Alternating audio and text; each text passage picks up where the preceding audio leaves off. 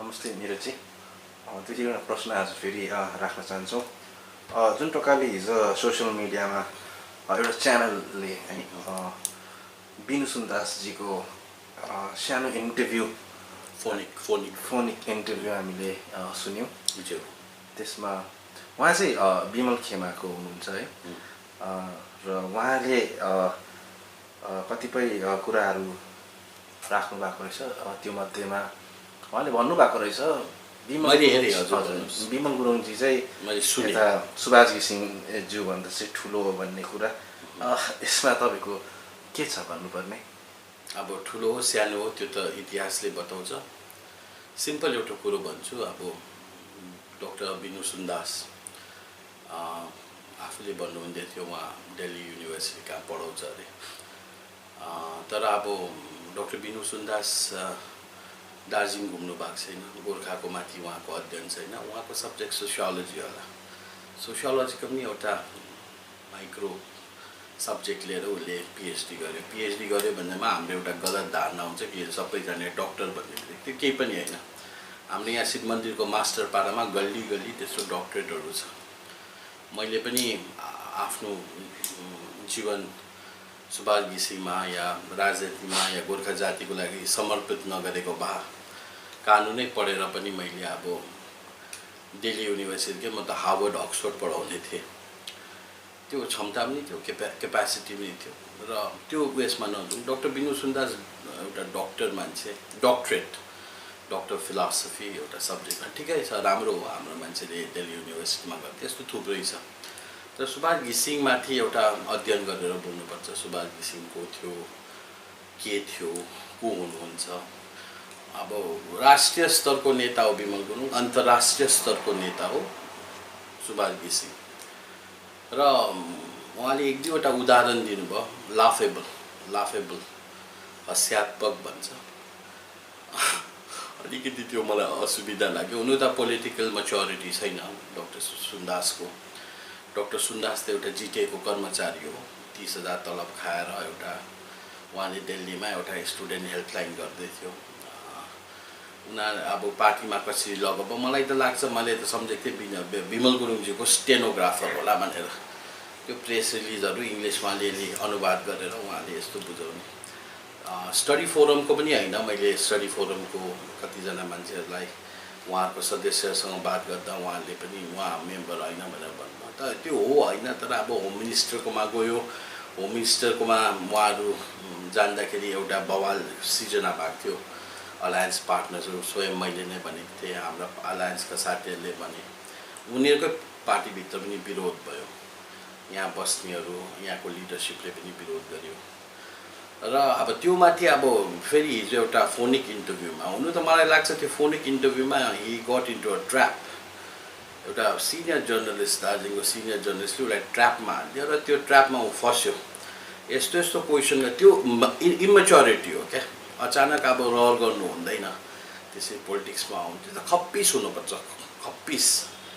अब हुनु त विमल गुरुङजीबाट या उसको त्यो रङ अफ लिडर्स जुन छ त्यो हामी चिन्छौँ, को छ कसो छ, त्यहाँ उनीहरूबाट आएको होइन, बिनु सुन्दासबाट आएको सिरियसली लिनु हुँदैन। र दुई तिनवटा प्रश्नको अब म क्ल्यारिफिकेसन दिन्छु। जस्तै एउटा जयराम रमेश कङ्ग्रेसको एउटा सिनियर लिडरले सुभाष घिसिङ विमल गुरुङ चाहिँ कस्तो छ भनेर सोध्यो। त्यो जयराम रमेश चाहिँ इन्भाइरोमेन्ट मिनिस्टर हो, दार्जिलिङमा आउँदा चाहिँ सुभाष घिसिङ अपोइन्टमेन्टै नदिएको मान्छे हो जयराम रमेश चाहिँ। अर्को भन्दै थियो होम मिनिस्टरले सोध्यो अरे विमल गुरुङजी कैसा है भनेर। अब राम्रो कुरो, मलाई कसैले भेट्यो भने घरको बाबु कस्तो भनेर सोध्छ, या मेरो बाबुलाई सोध्यो भने निरज कस्तो भनेर सोध्छ। अब मलाई कसैले सोध्यो भने तपाईको बाउ कस्तो छ, अरूको बाउ त सोध्दैन नि त, मेरो आफ्नो बाबु कस्तो छ, मेरो आफ्नो परिवार कस्तो छ। अब बिनु सुन्दास गोजा मोमो वानको उसलाई अभियसली विमल गुरुङको सोध्छ। हाम्रो केशवराज पोखरेल भाइलाई कहीँ भेट्यो भने विनय तामाङ कस्तो छ या अनित दाजु कस्तो छ भनेर सोध्छ। अन्त उसलाई सुभाष घिसिङ सोध्दैन नि। तर अमित शाहको एउटा भाषण अहिले म भर्खर अब एकछिनमा म रिलिज गर्दैछु। अमित शाहज्यूले प्रथमचोटि गोर्खाको अब कर्मभूमि, गोर्खाल्यान्ड भूमिमा उहाँले फर्स्ट आफ्नो कालिम्पोङमा पाइला टेकेर जब आफ्नो जीवनको प्रथमचोटि गोर्खालाई सम्बोधन गरेर भाषण दिनु त्यहाँ भन्नुभएको छ सुभाष घिसिङको चरण कमलमा नमन गरेर म यो भाषण दिन्छु। बिनु सुन्दासले त्यो हेरेको छैन भने म अहिले एकछिनमा त्यो देखाइदिँदैछु। र सुभाष घिसिङ कहाँ राजा भोज कहाँ गङ्गो तेली भन्छ। यो मैले विमल गुरुङज्यूको सन्दर्भमा भनेको, आजको लिडर हो, गोर्खाको लिडर हो, नो डाउट। तर मैले अघि भने विमल गुरुङजी या अन्य को पनि लिडर होस्, उनीहरू केवल जेनरल नलेज खाली हो। इभन धेरै जग्गा अब पर्टिकुलरली स्टेटको नाम लिँदा यहाँ कन्ट्रोभर्सी हुन्छ, म भन्नु चाहदिनँ। वान्स बिटन ट्वाइस साई भन्छ अङ्ग्रेजीमा। यसै कारण म भन्छु धेरै चिफ मिनिस्टरहरू बन्यो हाम्रो समाजमा के भयो, तर उनीहरू सबै जेनरल नलेज। र सुभाष घिसिङ इज हिस्ट्री, एउटा इतिहास हो। अन्त इतिहासको पनि एउटा पहिलो पृष्ठ हो, पहिलो पृष्ठ। र त्यो पहिलो पृष्ठ पनि सुनौलो अक्षरले लेखेको अब उहाँ एउटा महामानुष हो, महामानुष। र father of Indian Gorkhas definitely हो, अनअब्जेक्सनेबली हो, अनक्वेसनेबली हो, अनआर्ग्युबली हो।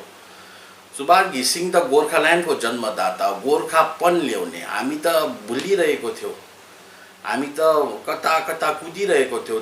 राजनीतिक दिशा थिएन, दिशाहीन थियौँ हामी। कता कुद्ने, चुनावमा भोट हाल्ने मसिन खाली थियौँ, एउटा जिल्ला परिषदमा लडेर यो त्यही थियो।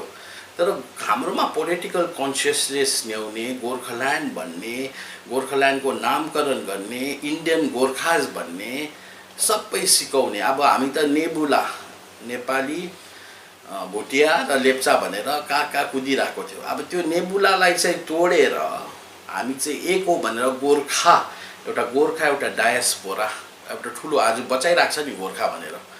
आज त सबैले गोर्खा भन्नु थाल्यो आफूलाई।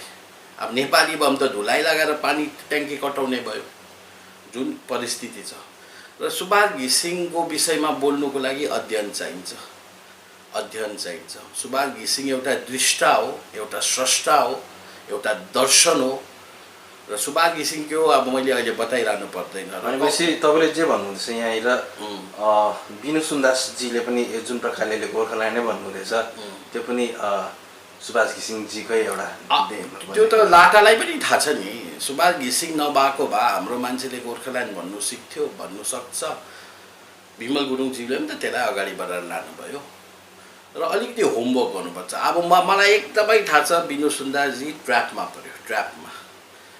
जर्नलिस्टले यस्तो ट्र्यापमा हाल्यो, त्यो निक्ली चक्रव्यूह भन्छ नि, अभिमन्युलाई जसरी फसाएको त्यो फस्यो बिचराले। आगे कुवा पिछे खाइ, बोलौँ त के बोलौँ, नबोलौँ त अप्ठ्यारो पऱ्यो। अब त्यस्तो चाहिँ गर्नु हुँदैन, त्यो इमेच्योरहरू हो। र अब मिडियामा पनि अब अलिकति जानकारी लिएर अध्ययन भएर बोल्नुपर्छ, किनभने यसरी ब्याकल्यास हुन्छ। यहाँ अलिकति असुविधा छ नि त हामीलाई। हामी त एलायन्समा छौँ त, हामी एलायन्सको पार्टी हो। फेरि उहाँले भन्नु पनि हुँदै थियो अरे हाम्रो एलायन्स जिएनएलएफसँग हो, जिएनएलएफको बिजेपीसँग अलायन्स छैन भनेर। डाक्टर बिनु सुन्दासले यो म्याटरलाई इन्ट्रिक्टली पढेको छैन, उहाँले बुझेको छैन। र यो प्रकारको इरेसनल, मिसलिडिङ, मिस्चिभियस स्टेटमेन्टहरू दिँदैछ। नम्बर वान उसको ल्याक अफ नलेज हो या अन्डरस्ट्यान्डिङ हो। नम्बर टू यो मिस्चिभियस एक्ट हो, बुझ्नु भएन? दुईटै हुनसक्छ। एउटा त उसले बुझेकै छैन र यो बताउँदैछ। As a he has a layman approach, एउटा layman, not a layman approach. Delhi जस्तो जग्गामा बसेर एउटा युनिभर्सिटी, दिल्ली युनिभर्सिटीमा पढाउँछु भन्दैछ, पढाएर he has access to a lot of good circle. There are some good lawyers, constitutional lawyers छ। उहाँलाई गएर दुईटा एक्टको एउटा कम्प्यारिजन गराउनु। दुईटा एक्ट, एउटालाई गोर्खा अकर्ड भनिन्छ, एउटालाई जिटिए एग्रिमेन्ट भनिन्छ। एउटा अकर्ड, गोर्खा अकर्ड, एउटा हिस्टोरिक गोर्खा अकर्ड र एउटा जिटिए एक्टको डिफरेन्स उसले त्यो बुझ्नुपर्छ। एउटा एक्ट र अकर्डमा के फरक छ। र यो अकर्डले, गोर्खा अकर्ड अफ 1988ले के गर्यो, यसको उपलब्धिहरू के, यसको फलस्वरूप के भयो, यो त दुईटा उयो छ। एउटा 22 अगस्तमा छ कोलकातामा भएको, एउटा 23 अगस्त दिल्लीमा भएको छ। 23 अगस्तले गर्दा आज उसको इन्डियामा लोकस स्ट्यान्डी भयो। डाक्टर बिनु सुन्दास इन्डियन गोर्खा सिटिजन भएर उसको लोकस स्ट्यान्डी भयो। नभए त पा कि ब्यागुता, छेपारा हो कि भाले मुङ्रो हुने स्थितिमा थियो। ऊ मात्र होइन, हामी पनि। र दार्जिलिङ गोर्खा हिल काउन्सिलको अकर्ड जब साइन भयो, त्यसमा यस एक्सप्लिसिटली लेखेको छ In the overall national interest and in response to the Prime Minister's call, I, Subhash Singh, President Gorkha National Liberation Front, agree to drop the demand of Gorkhaland. अलिकति मुनि पढ्नु त्यो त्यतिखेर लेखेको छ अलिकति पढ्नुपर्छ एग्रिमेन्ट अकर्ड भनेको एउटा सबै कन्ट्र्याक्ट हो दुईटा अब तीनवटा ट्राइपार्टेड तीनवटा पार्टिजमा ती सेन्टर स्टेट र जिएनएलएफ गोर्खाको प्रतिनिधित्व सुभाष घिसिङमा चाहिँ एउटा ट्राइपार्टेड अग्रिमेन्ट हो र त्यति बेला ड्रप किन गरेको उहाँले भनेको छ तीनवटा कुरा चाहिँ मानिलिँदा राम्ररी सुन्नुहोस् घरिघरि म बुझाउँदिनँ लामो भएर तीनवटा कुरा सेन्ट्रल गभर्मेन्टले मानिलिँदा चाहिँ त्योमा राजी भयो एउटा त identity of the Gorkhas clarification भयो नि 23 अगस्त हाम्रो त सबैभन्दा ठुलो कुरा त गोर्खा आइडेन्टिटी थियो 23 अगस्त 1988 मा एउटा ग्याजेट नोटिफिकेसन एक्स्ट्राअर्डिनरी अहिले पनि त्यो एकदम सार्वजनिक यो छँदैछ यसको आधारमा एनआरसी र सीए को कुराहरुमा हामी बाँच्ने धेरैले रेफरेन्स गरेर बचाएको कुरोहरू छ एउटा अर्को चाहिँ इन्क्लुजन अफ गोर्खा भाषा in the 8th schedule of the constitution भन्ने थियो इन प्लेस अफ नेपाली नभनेर गोर्खा भाषा भन्नुपर्छ हो नेपाली डाइलेक्ट हो नेपाली उयो हो तर अब यो अहिले बुझ्दै जाँदैछ इन्डियाले अहिले बुझ्दै जाँदैछ हाम्रोले मात्र हैन इन्डियाले पनि बुझ्यो कि गोर्खा भाषा त्यहाँ हालेको भए कति सुविधा हुन्थ्यो आज हैन हिन्दी भाषाको जुन प्रकारमा नेपालको के छ त्यसमा नजुन धेरैवटा कुरा सजिलो हुने थियो अर्को धेरै कुरा लिङ्ग्विस्टिक बेसिसमा धेरै कुरा सजिलो हुने थियो भाषाको आधारमा राज्य बनेको प्रमाणहरू छ अब नेपाल भन्दा त अब नेपाली त्यो कलङ्क त्यो ट्याग भनेपछि अलिकति गल्ती चाहिँ त्यो छ त्यसमा नजुन अर्को कुरो थियो एउटा आइडेन्टिटीको कुरा सल्भ भयो त्यो नोटिफिकेसन निक्ल्यो तर गोर्खा भाषाको कुरो थियो र सेपरेट इन्डियन गोर्खा रेजिमेन्ट भन्ने कुरो थियो अब सेपरेट इन्डियन गोर्खा रेजिमेन्ट चाहिँ अब त्यो पनि एउटा हो अस्ति भर्खरै 4-5 साल अगाडि इन्डियन मिलिट्री इस्टाब्लिसमेन्टबाट आएको हो कि हामीले separate Gorkha regiment Indian Gorkha केवल लागि गर्छ भनेर आएको तर त्यो त्यति बेला आर्मीको कुरा हो डिफेन्सको कुरा हो भनेर गभर्मेन्टले मानिलिएन भाषामा पनि तपाईले हेर्नुभयो जब भाषा इन्ट्रोड्युस भयो नरसिम्हा रावको टाइममा त्यति बेला अब नरसिम्हा राव एउटा लिङ्ग्विस्ट 18-19 वटा भाषा जान्ने मान्छे र त्यति बेला अब नेपालसँग वातावरण यस्तै सिचुएसन थियो स्टेलमेट भएको थियो India was in a catch 22 position catch 22 भन्छ त्यो पोजिसनमा हुँदाखेरि अब नेपाललाई अपिज गर्नुको लागि राजीव गान्धीले डामाडोल बनाएको थियो सिचुएसन नेपालसँग फर्स्ट टाइम राजीव गान्धीको एरामा एकदम सिचुएसन डामाडोल थियो र त्यो डामाडोल सिचुएसनलाई साम्य बनाउनको लागि यिनीहरूले भारतको संविधानमा नेपाली भाषा मान्यता दिएर त्यो एउटा इन्टरनेसनल लेभलमा नेपालसँग एउटा त्यो इन्टरनेसनल रिलेसनको सबले बुझ्दैन त्यो गराउनु खोज्यो तर अब हामीले एउटा हाम्रो पनि एस्पिरेसन पुरा भयो किनभने नेपालीलाई नै गोर्खा भाषा भनिन्छ खसकुरो भनिन्छ तर प्रयोग त्यो अगर संविधानमा गोर्खा भनेर गएको भए चाहिँ धेरै कुरो राम्रो हुने थियो त्यो अहिले बुझ्दै जान्छौँ हामीले बुझ्दैछौँ पनि अर्को कुरो छ तपाईको त्यो पनि हुन सकेन र एउटा कन्ट्र्याक्ट तीनवटा बुदामा कन्ट्र्याक्ट भएको दुईवटा चीज भनेपछि त्यो कन्ट्र्याक्ट अटोमेटिकली फेल भयो नि त र हामीले मानिलिनुपर्छ भन्ने कुरा आएन नि त ड्रप खाली त गरेको सुभाष घिसिङले कहीँ कुनै जग्गामा I will not demand Gorkhaland भनेर चाहिँ लेखेको छैन नि त त्यस्तो पेपरमा हस्ताक्षर भएको छैन I will never demand Gorkhaland I will not demand I will drop pause गरेको सक्यो भन्ने कुरा छ टेबल तपाईले पज गर्छ नि टिभीमा यसै कहीँ काम गरेर पज गरेर फेरि त्यो पज त थिच्नु सकिहाल्छ नि त सक्यो भन्ने चाहिँ सक्यो भन्ने चाहिँ छैन तुर्यो भन्ने छैन हामीले आई गिभ अप आई रिलिङ्क्विश भन्ने छैन आई हेभ ड्रप विथड्रन भन्ने विथड्रन द गोर्खाल्यान्ड एजिटेसन पोलिटिकल अर्को त्यो सिमिलर ड्राफ्ट हेर्नुभयो भने जो अहिले पनि होम मिनिस्ट्रीमा छ तपाईले आरटीए गर्नेमा I withdraw all the Gorkhaland agitational activities छ गोर्खाल्यान्ड एजुटेसनल एक्टिभिटिज विथड्र गरेको त्यो पनि छ म देखाउँछु र यिनीहरूले जुन भन्दैछ अब ड्रपको कुरा त्यो यो मैले बताइदिएँ ड्रप कुनै पनि सामान यो सामान मैले यहाँ ड्रप गरेँ फेरि मेरै सामान हो नि त मेरै चिज आफ्नै चिज त ड्रप गर्छ पोलिटिकल इश्यूजलाई ड्रप गरे भने चाहिँ मेरो हो भन्नु खोजेको मेरो चिज मैले ड्रप गर्नु सक्छु अरूको चिज मैले ड्रप गर्नु सक्दिनँ यो मार्क्स मैले ड्रप गरेँ फेरि म उठाउन सक्छु, अहिले म बल्दैछु मलाई काम लागेन, अब फेरि मलाई चाहियो, फेरि मैले लाउन सक्छु। ड्रप भनेको त्यो यिनीहरूकोले यस्तो उनीहरूले बुझ्दैन फेरि यो एग्रिमेन्ट। विमलजीले पनि साइन गरेको होइन, रोशन गिरीजीले साइन गरेको। यिनीहरूको यस्तो डरलाग्दो छ इन्टरप्रिटेसनमा जानु। मैले त सुप्रिम कोर्टमा गएर यो चिजलाई चाहिँ एमएल लाहोटी साहबको चेम्बरमा हामीले यो डिस्कस गर्दाखेरि यसको ट्रु इन्टरप्रिटेसन के आयो जिटिए एग्रिमेन्टको बुदा 2 मा के लेखेको छ भने इन क्लज 2 राम्ररी बुझ्नुपर्छ यो हाम्रो साथीभाइहरूले। अब डक्टरेट जस्तो पिएचडी गर्ने मान्छेले त बुझेको छैन, उसले या बुझेको छ र मिस्चिभियस इन्टरप्रिटेसन गर्दैछ। म चाहिँ यसलाई हार्मोनियस गोल्डन रुल अफ इन्टरप्रिटेसनमा गर्दैछु। हार्मोनियस एन्ड गोल्डन रुल सत्य के हो यिनीहरूको बुदा 2 मा लेखेको छ। Memorandum of agreement GTA agreement हो, पब्लिक डोमेनमै छ।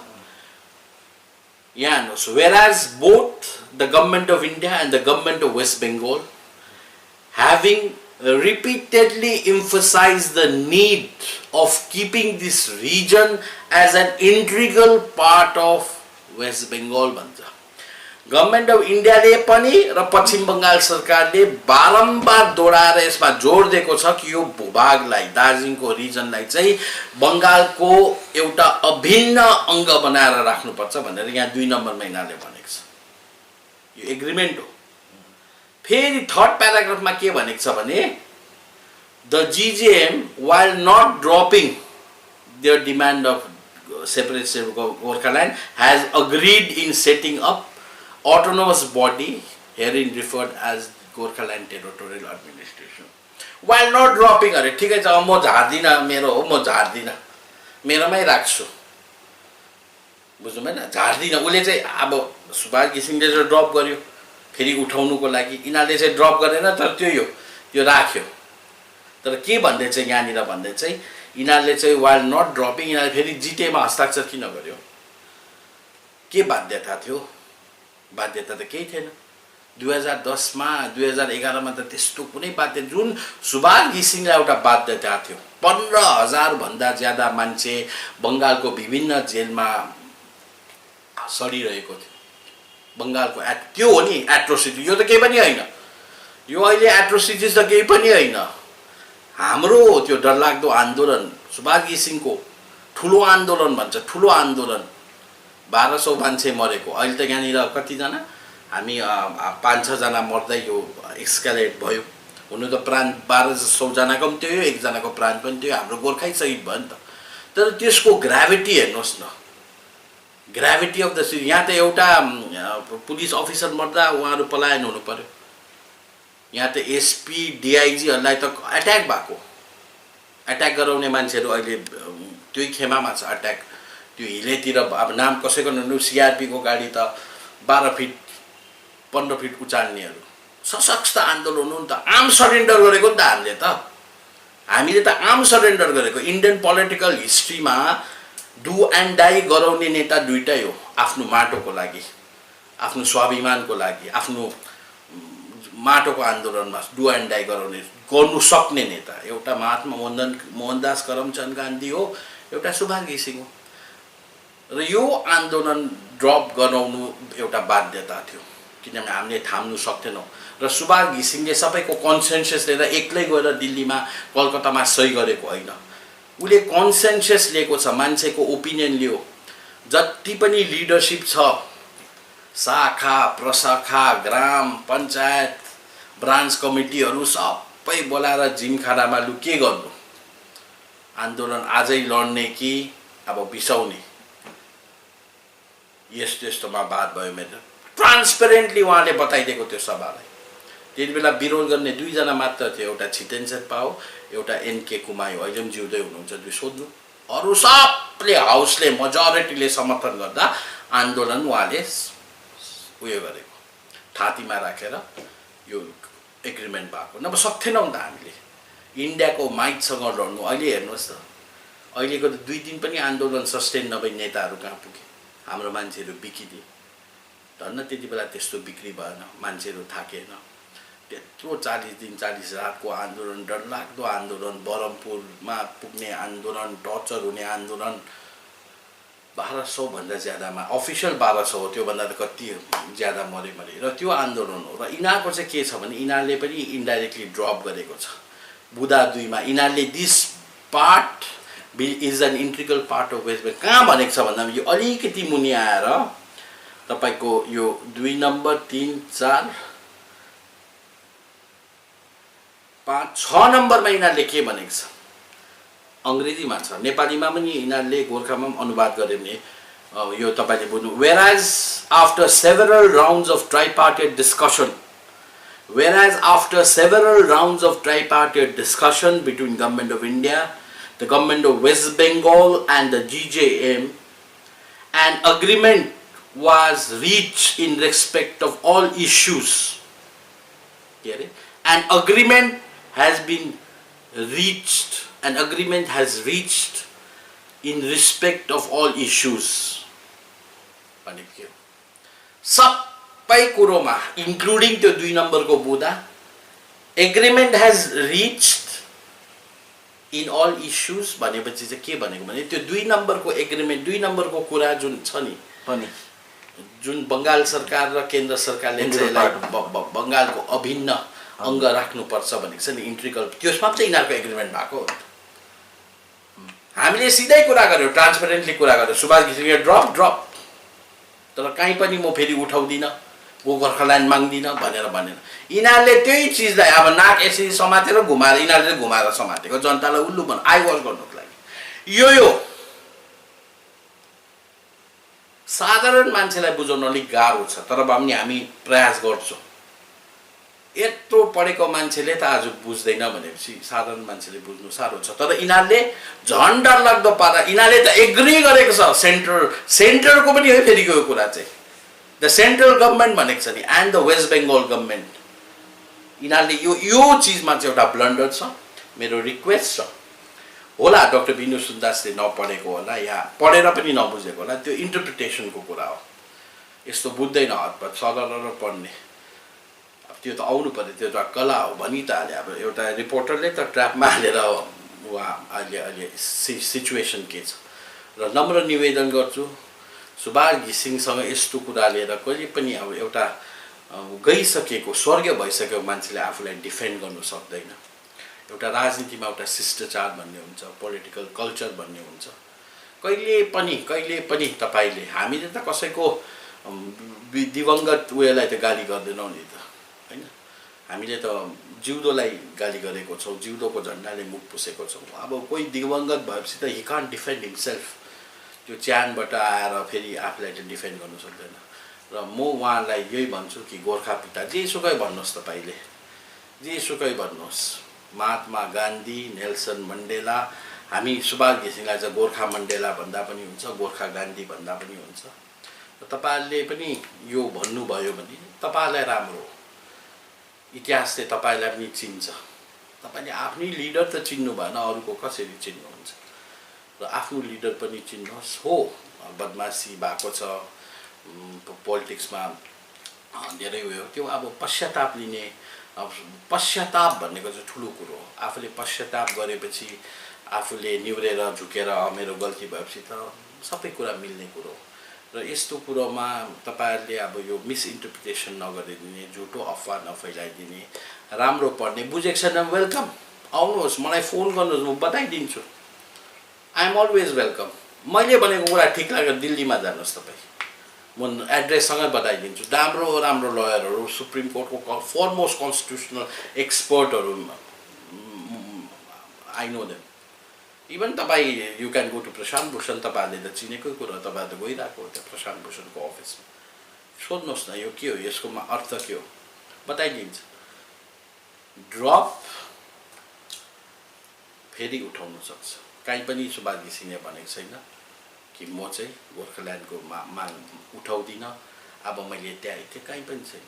फेरि यस्तो पनि भन्नुभएको रहेछ, जुन चाहिँ मोर्चा वान छ है, विमल खेमासँग चाहिँ बिजेपीको डाइरेक्ट अलायन्स हो होइन, र जिएलएफको चाहिँ बिजेपीसँग अलायन्स नभएर चाहिँ विमल खेमासँग अलायन्स हो। एक नम्बर यसमा अलिकति बुझाइदिँदैन। एक नम्बर न हामीले जिजेएमसँग अलायन्स भएको कागजपत्र हुनु पर्यो।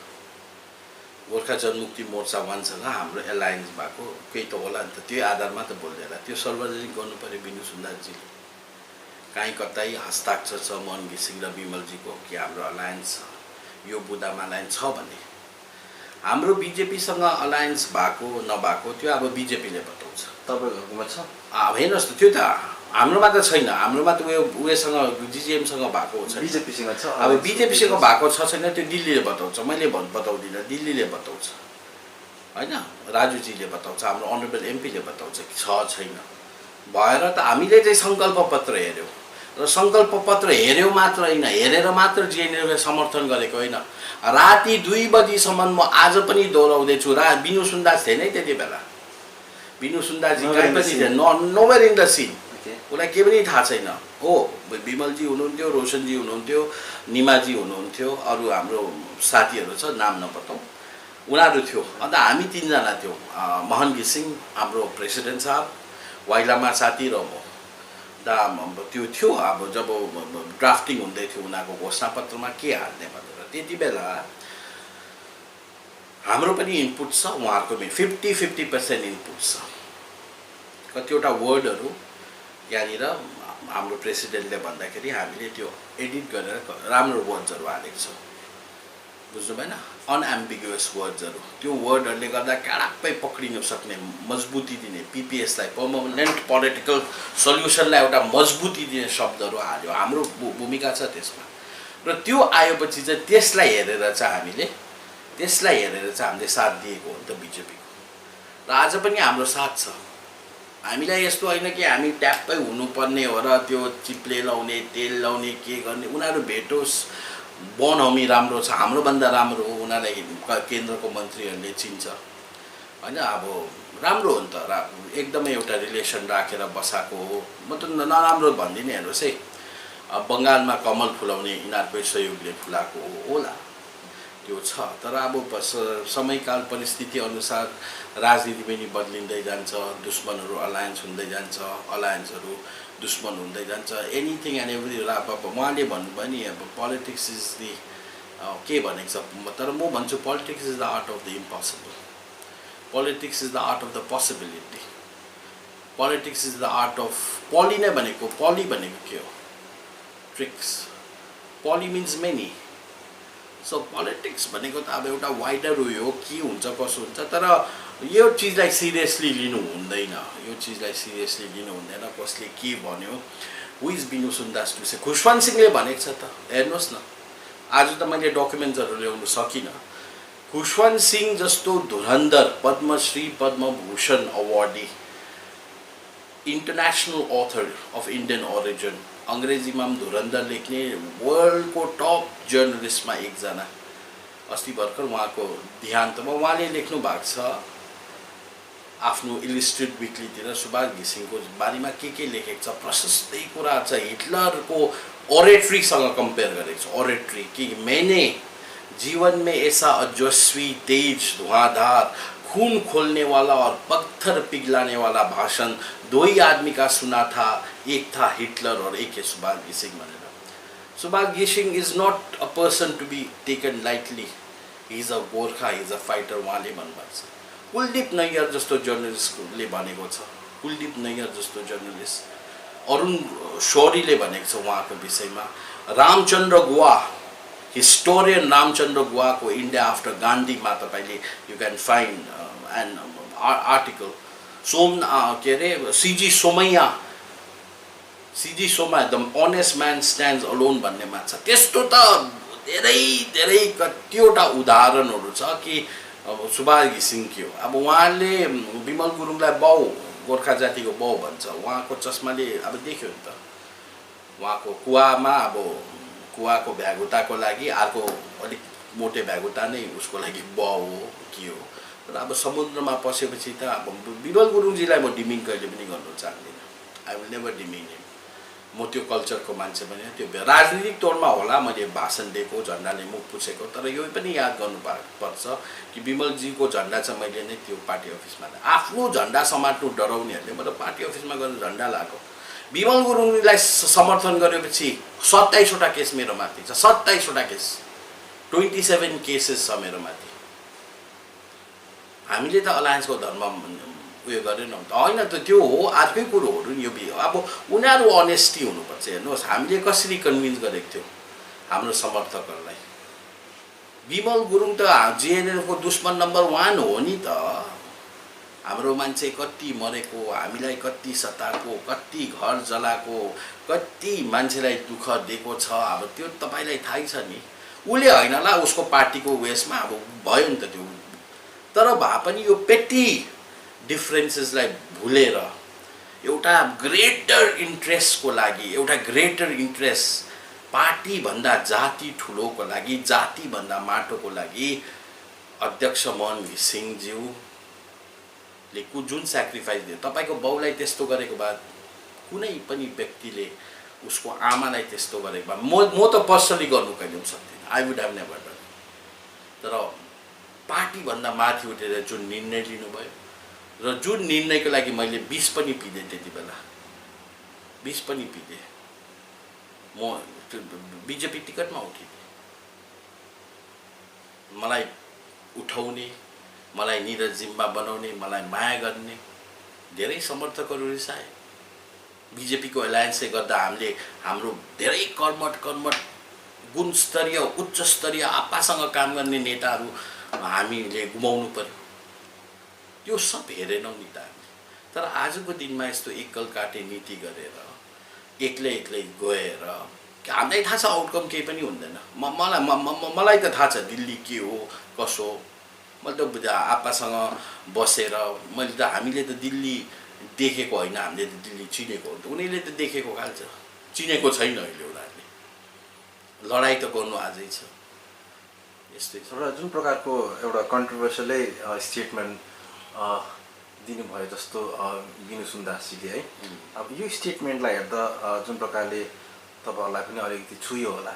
छुन्छ, अभियसली छुन्छ। र सुभाष घिसिङ भन्दा सबलाई छुन्छ। यो जुन चाहिँ यो अलायन्स छ, यसले यो अलायन्सलाई केही क्षति पुर्याउने हो कि अदरवाइज छेउमा फेरि तपाईँहरूको ट्राइपार्टाइट हाम्रो मिटिङ पनि छ, के कस्तो लाग्छ? कि तपाईँहरूले यो सबलाई भुलेर एउटा पोजिटिभनेस, एउटा पोजिटिभ भाइब्रेसनपट्टि एकदमै म पर्सनली पनि र मेरो अध्यक्ष पनि मोहन घिसिङ साहब, मैले राति नै मोहन घिसिङ साहबसँग बात गरेँ, बिहान पनि बात गरेँ। उहाँको एउटै कुरो हो, अलायन्स इन्ट्याक्ट हुनुपर्छ।